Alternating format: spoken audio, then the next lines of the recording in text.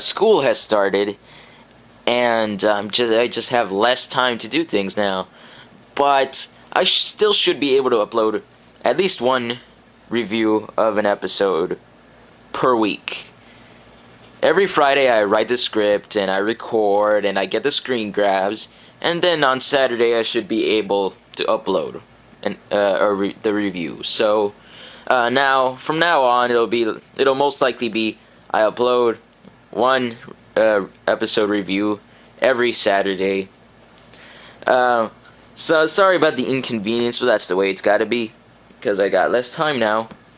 And so I won't be able to do two like I've been doing for a while now. I'll only be able to do one a week. So, sorry about that. That's the way it's gotta be. Also, you might hear in the background rain. Again, time. This is the only time I can review, so I apologize for the inconvenience of the rain in the background. Rain seems to factor in a lot into my videos, like the collection review where it got really dark. So, again, sorry about that. But anyway, getting that out of the way, here's a review of the Underdwellers. The Underdwellers is probably one of the most underrated episodes of this series because no one really talks about it, and yet it tells us a lot about Batman's character. This episode focuses on how Batman deals with the young lost souls of Gotham City, which are the Underdwellers, who are ruled by the insidious Sewer King. The opening scene is very disjointed from the events of the rest of the episode, where Batman is watching two adolescents play chicken on the top of a train, and is forced to swoop in and save one of them because he is stuck on a wire. The only real connection to this episode in the opening scene is that Batman is interacting with the young people that have been shaped in a way to what they are by Gotham City itself. Batman gets several great lines this episode, the first one being, "You play chicken long enough, you fry." This episode takes its time using the visuals mostly to tell the story unfold, and there are several places with no dialogue and just music as we see the action unfold. Before I get into other things and forget, I want to say that like many of the early episodes, Shirley Walker did an especially great job, and the cinematic music adds so much weight and emotion to the scenes and the situations in this story. This also lets the audience absorb the amazing backgrounds that are incredibly dark and atmospheric, like when Batman is in a dark alley chasing after one of the Underdwellers. The backgrounds also look great in the sewers, where it is very dark even for this show, and the attention to detail is nothing short of amazing, making the sewers look old, dirty, and claustrophobic even. Since so much of the episode is unfolded in a visual way, it's a great help that this episode looks very good, around the animation quality of Pretty Poison. The Underdwellers looks much darker, however, which is appropriate since the Underdwellers is a darker story. Abandoned children have gone to live in the sewers where they are ruled by essentially a tyrant who forces them to work and steal for him all day and providing minimal in return. The Sewer King is voiced by Michael Pataki, who passed away on April 15, 2010, unfortunately. He brings a really exaggerated performance to the Sewer King, who thinks he is the master of the children, but in reality is an ignorant, small-minded man who may have been abandoned at one point in his life as well, though there is no mention of this. Aside from making the children work all the time, the Sewer King forces them to remain quiet, and he treats them like dirt, instead of caring for them like a true guardian. The children's eyes are unaccustomed to light because they have been down in the sewers for so long, and as punishment, the Sewer King locks them in a brightly lit room for a few hours because they misbehaved according to strict rules. An interesting tweak that could have been made to the character is that maybe he could have been a good guardian, and his quarrel could have just been with the society itself, and the children would not want to leave him. This is not a complaint, but just an interesting way to think about a different alternative the episode could have carried out. The point of the episode the way it is naturally different because the children are being abused, which clearly offends Batman and the audience as well. Going back to how the Sewer King has the children be silent, he says that children should be seen, not heard, quote, which is a horribly skewed way to treat any person in general, and really makes the Sewer King one of the more ethically appalling bad guys in this show. Backtracking to the over-the-top characterization of the Sewer King, it really adds to how morally deluded the Sewer King is, and how he feels he's the children's instructor in a horrible school of slavery. Though in some places I find it more funny than evil. My favorite example is when he seems he's going to a parish, and Batman tries to save him by telling him to grab his hand, and the Sewer King just yells, "Never!" I'll get back to the Sewer King and Batman in a little while, but I would like to move on to another important part of the episode, which is Alfred. I didn't think I would be mentioning Alfred for each episode of this review series so far, but when Ephraim Zimbalist Jr. voices him, it's always a treat to see Alfred, and we get to see more of him in this episode than usual, I think. The main thing Alfred does here is look after one of the Underdwellers called Frog, who Batman has brought to Wayne Manor. Though this makes for some very humorous scenes, I don't entirely understand why Batman didn't just ask Frog to lead him to the Sewer King instead of going home first, since we don't see Batman do much figuring things out besides looking at the paper in the Batcave. To be fair, it does seem that Batman knows there's more than one of these kids going around Gotham, and probably wants to find out why they are forming a group and stealing from people.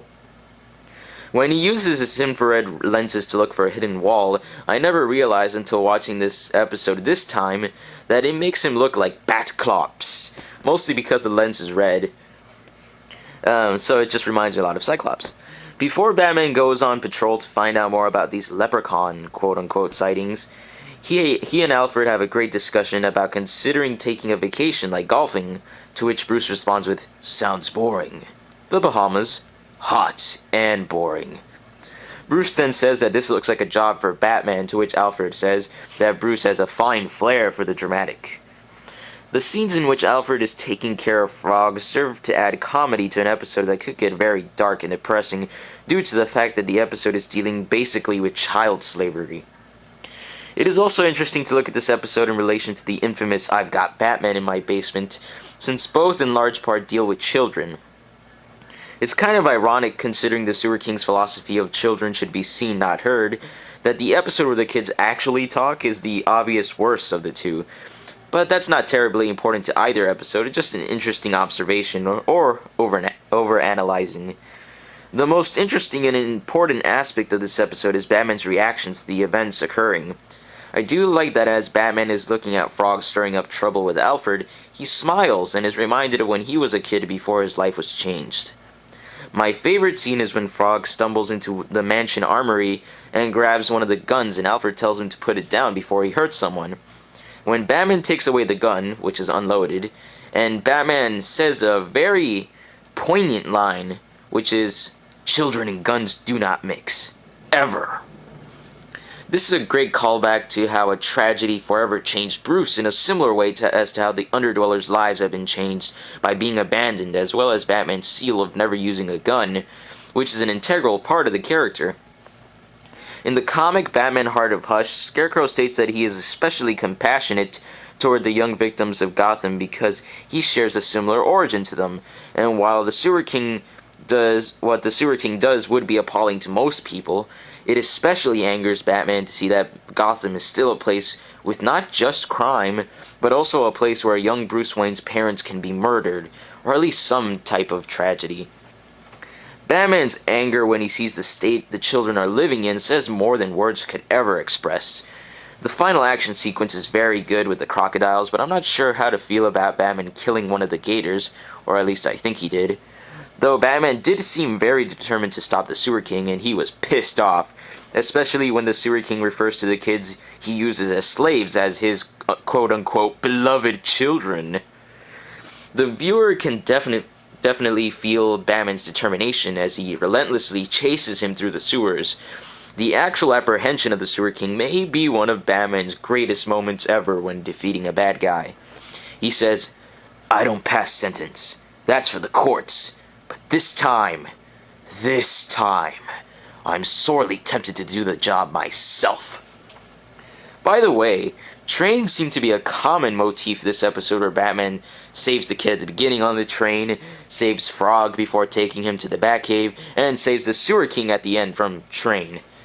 Though I'm not exactly sure what all this train stuff is supposed to mean. I don't know. At the end, when the children finally see the lights when they go to the surface, they learn to see it as a pleasant and warm feeling rather than their punishment for misbehaving in the Sewer King's rule, which is a nice image to close out on. I would briefly like to reiterate that the episode looks great, and Batman is drawn and shaded in such a way that he looks like he stepped directly out of a very dark and awesome comic book. This episode on the whole, I feel, would make a very cool 3 or 4 or 5 issue story arc. Last review I said I had a personal history with this episode, which I shall explain now. Excuse me. The very first time I was truly exposed to Batman in story form, not just, Batman, seeing him as an icon, just seeing his pictures at Walmart or anything. The first time I was actually exposed to a Batman story was when I bought the Sub-Zero DVD, Batman and Mr. Freeze Sub-Zero, when I was a kid. And the next day, the day after I bought Sub-Zero, I was so, I was loving Batman, so I wanted another Batman DVD. So the next day I bought another Batman DVD, which contained 4 episodes of Batman the Animated Series.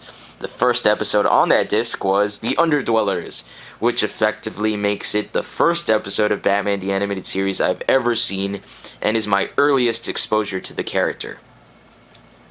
I remember thinking this show was very dark, judging from this early episode. Visually, this is one of the darker episodes of the series, but I may be biased when I say that, considering I saw it as a child, and I was much more easily scared or frightened of darkness. Though the episode itself didn't scare me. It was the equivalent of me watching Spawn the animated series today. It's very dark and edgy, but it might feel like a little uneasy watching it, but I can still watch it and not turn the TV or computer off. Wrapping this up, The Underdwellers is not an episode that is spoken much of, but definitely is very good, and is part of the advantage of reviewing this series episode by episode, which is I can talk about episodes that not many people talk about. It's very difficult for me to rate this episode, because 4.5 seems a little too high, a 4 seems a little too low, a 4.25 just sounds weird, or just feels weird. So, considering this is the very first episode of Batman the Animated Series I've ever seen, I'm gonna give The Underdwellers a slightly higher score than I probably would, even though it is a pretty cool episode and very interesting to talk about.